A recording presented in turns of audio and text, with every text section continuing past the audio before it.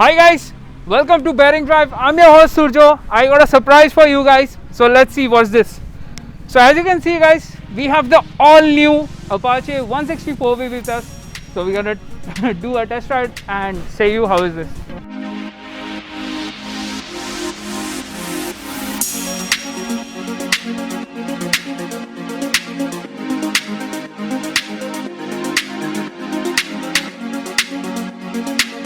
The Apache 164V is one of the best 160cc bike that money can get you in India, and let's know why.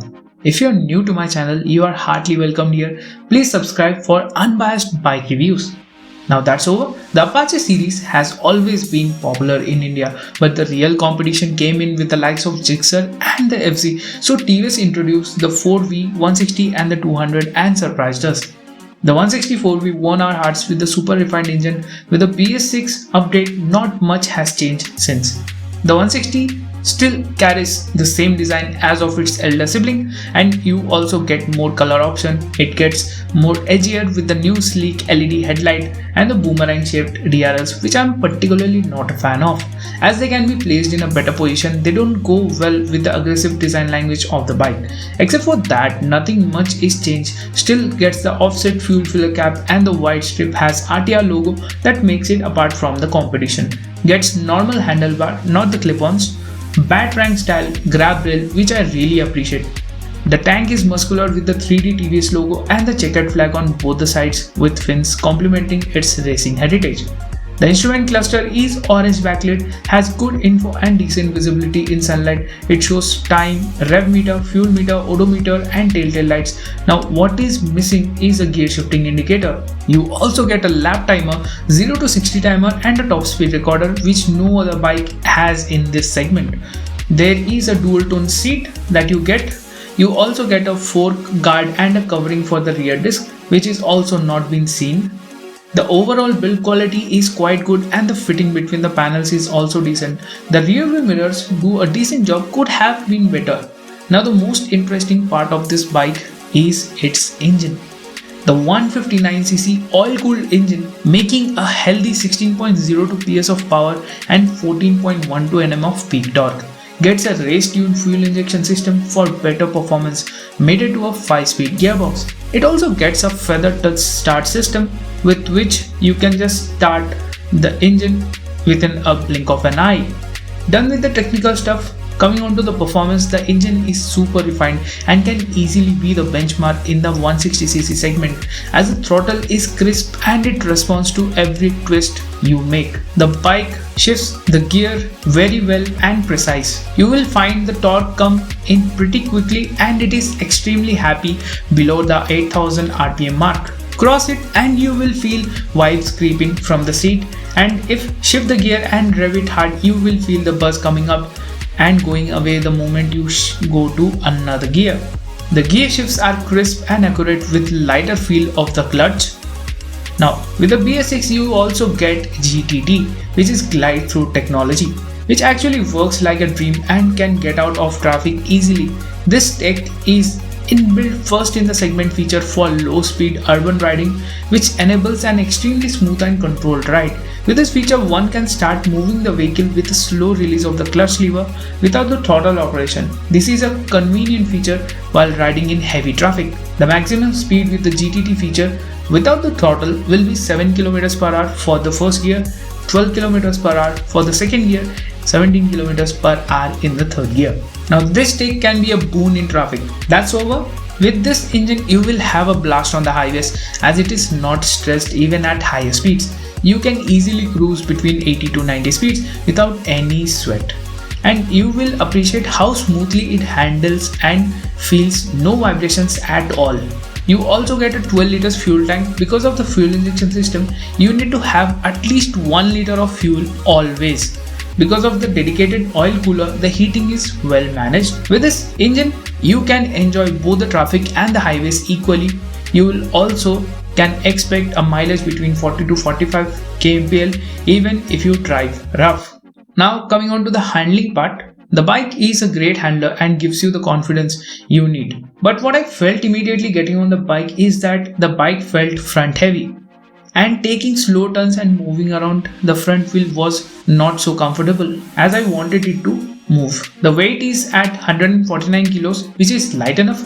The frame is a double cradle one, but still manages to impress us. The seat height is 800 mm, which can be accessible for most of the people. I am 5'11" and I find the seat to be very much comfortable.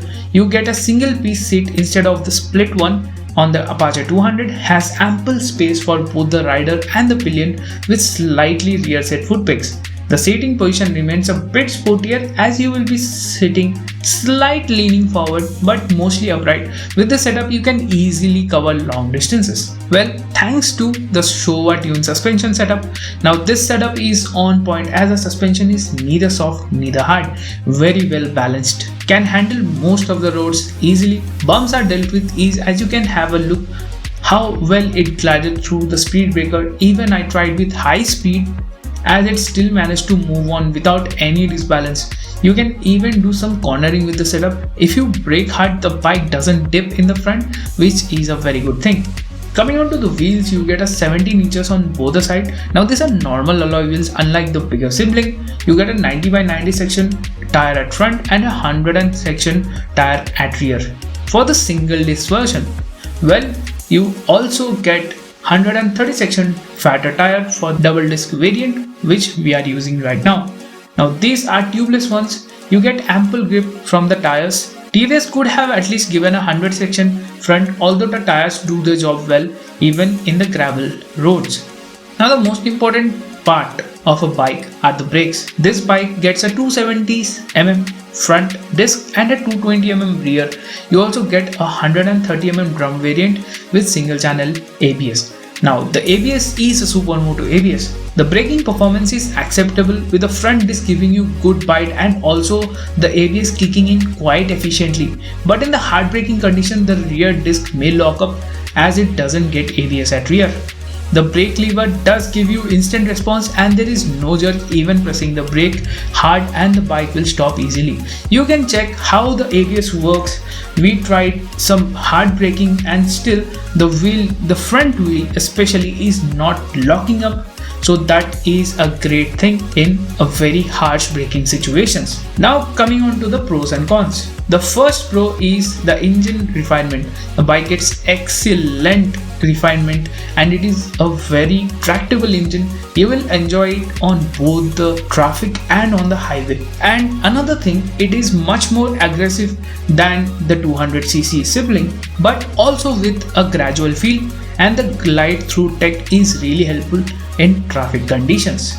Another thing is the comfort. You get a very much comfortable seat and the seating position is very good with a great suspension which is tuned from the house of Showa. You can do some great cornerings with the suspension setup and also can go out do some off-roading stuff with this. Third thing, you get very good brakes at front and the ABS does work really well.